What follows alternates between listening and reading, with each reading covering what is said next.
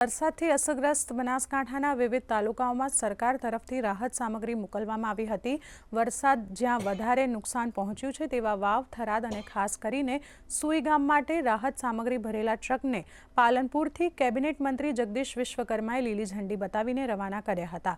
સરકાર દ્વારા ખાસ કરીને સુઈ ગામ તાલુકાના 13 અસરગ્રસ્ત ગામોને પ્રાથમિકતા આપવામાં આવી રહી છે, તો રાહત કાર્યમાં સેવાભાવી સંસ્થાઓ પણ જોડાઈ રહી છે।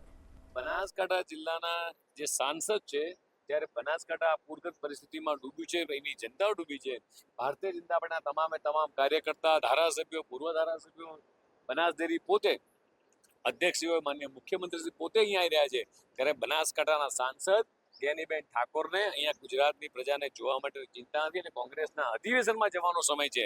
આ ખૂબ જ દુઃખદ ઘટના છે। બનાસની જનતા આ ઘટનાને ક્યારેય નહીં ભૂલે કે જે જ્ઞાનીબેનને વોટોથી જીતાડ્યા છે એ કોંગ્રેસના અધિવેશનમાં સોમનાથની અંદર જે અધિવેશન કરી રહી છે, કાર્યકર્તાને ભણાવી શું પાઠ ભણાવવાના છે?